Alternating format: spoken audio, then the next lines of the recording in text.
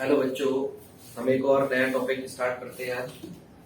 NCERT का एक topic है जेनेटिक के अंदर दो टर्म है, एक का नाम है ट्राइजोमी और एक का नाम है मोनोजोमी। इन दो टर्म को समझने के लिए यहां पर हम एक टॉपिक डिस्कस करेंगे, उसका नाम है जीनोमैटिक म्यूटेशन। जीनोमैटिक म्यूटेशन एक तरीके का म्यूटेशन है जिसमें नंबर ऑफ क्रोमोसोम्स चेंज हो जाते हैं। तो it is change in number of chromosome. ये change in number of chromosome यानी जीनोमैटिक म्यूटेशन दो टाइप का होता है। एक को कहते हैं एन्यूप्लाइडी और एक को कहा जाता है पॉलीप्लाइडी।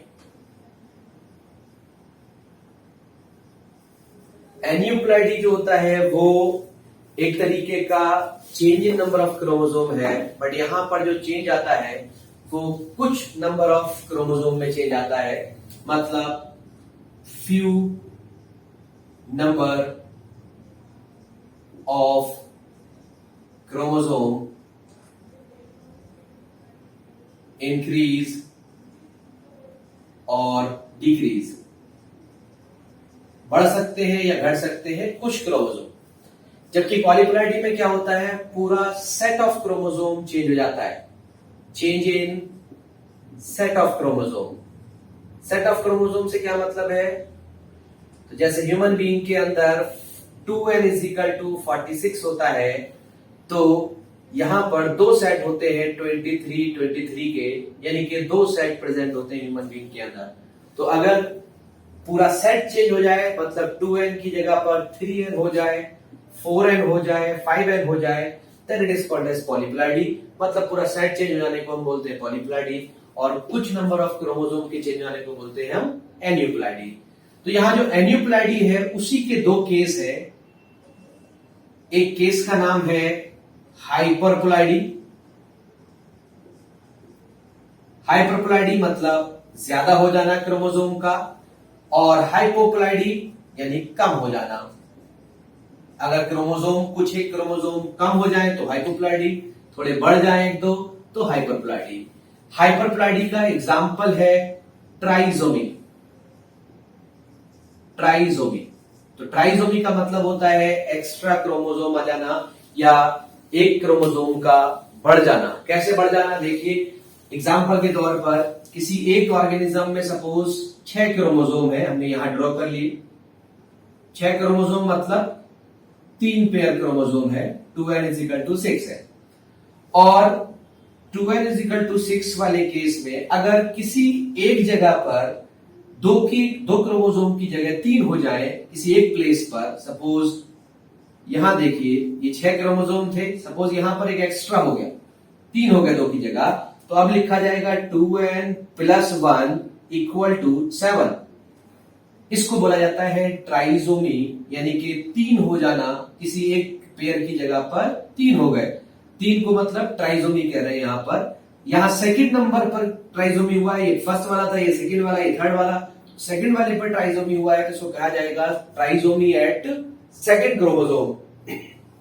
अगर एग्जाम्पल की बात करें तो ह्यूमन बीइंग के अंदर एक डाउन सिंड्रोम होता है। उस डाउन सिंड्रोम के अंदर ह्यूमन बीइंग में क्रोमोसोम का नंबर बढ़ जाता है, 2n + 1 हो जाता है, यानी कि 47 हो जाता है। क्यों? क्योंकि डाउन सिंड्रोम में ट्राइजोमी हो जाती है 21वें क्रोमोसोम पर, तो ट्राइजोमी एट 21st क्रोमोसोम। वहीं इसी के दूसरे एग्जांपल्स की बात करें, मैं इस तरफ लिख रहा हूं इसके एग्जांपल्स, यहां पर एग्जांपल नंबर 2 की बात करें तो एक होता है एडवर्ड सिंड्रोम। इसमें भी एक ट्राइजोमी होती है, ट्राइजोमी एट 18th क्रोमोसोम, 18वें क्रोमोसोम पर ट्राइसोमी हो जाती है। एक एग्जांपल नंबर 3 की बात कर रहा हूं, क्लिनीफेल्टर सिंड्रोम। इसमें ट्राइसोमी होती है सेक्स क्रोमोसोम पर, तो trisomy at sex chromosome. Sex chromosome से क्या मतलब है, इसमें हो जाता है क्या, इसमें हो जाता है 44 प्लस XXY, यानी एक एक्स्ट्रा हो जाता है एक्स क्रोमोसोम, इसीलिए 46 की जगह पर अब 47 हो जाएंगे क्रोमोसोम। इस सिंड्रोम को बोलते हैं क्लिनीफेल्टर सिंड्रोम। एक नंबर 4 पर आता है जैकब सिंड्रोम। ये भी सेक्स क्रोमोसोम पर ट्राइसोमी का केस है। इसमें क्या होता है, इसमें ट्राइसोमी एट सेक्स क्रोमोसोम है, सेक्स क्रोमोसोम, इसमें एक एक्स्ट्रा वाई हो जाता है, तो 44 प्लस एक्स वाई वाई, यानी कि एक एक्स्ट्रा वाई हो गया। वाई एक एक्स्ट्रा हो जाने के कारण ट्राइसोमी हुई सेक्स क्रोमोसोम पर, इसको जैकब सिंड्रोम। एक्स एक्स्ट्रा हो गया तो उसको बोलते हैं क्लिनीफेल्टर सिंड्रोम। एडवर्ड सिंड्रोम में 18 क्रोमोसोम पर ट्राइसोमी होगी, यानी 18th वाले पेयर की जगह पर 3 प्रेजेंट होंगे क्रोमोसोम, और डाउन सिंड्रोम में 21st वाले क्रोमोसोम पर होगी। वहीं अगर हम हाइपोप्लाइडी की बात करें, यानी कि नंबर कम हो जाने की बात करें, तो इसका एग्जाम्पल है मोनोजोमी। मोनोजोमी में एक क्रोमोसोम कम हो जाता है किसी एक जगह से।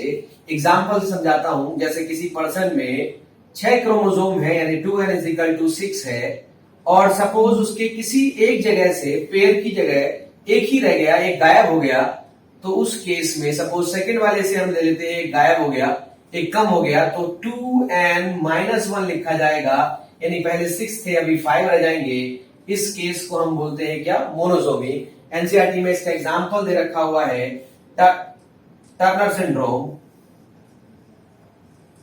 टर्नर सिंड्रोम में एक एक्स क्रोमोसोम गायब हो जाता है, यानी 44 प्लस XX था पहले, अभी हो गया 44 प्लस X0, यानी एक क्रोमोसोम X वाला गायब रहता है, तो फीमेल के अंदर एक क्रोमोसोम लैक करेगा इस वाले केस के अंदर। तो टर्नर सिंड्रोम में क्या होता है, मोनोजोमिक कंडीशन होती है, यानी कि एक क्रोमोसोम एक जगह से कम हो जाता है। तो अगर कोई पूछे टर्नर सिंड्रोम क्या है, तो टर्नर सिंड्रोम एक केस है किसका, मोनोजोमी का, जिसमें एक एक्स क्रोमोसोम कम रहता है। इस तरीके से एन्यूप्लाइडी जो है वो दो तरीके से मिल सकती है, एक हाइपरप्लाइडी की फॉर्म में, एक हाइपोप्लाइडी की फॉर्म में।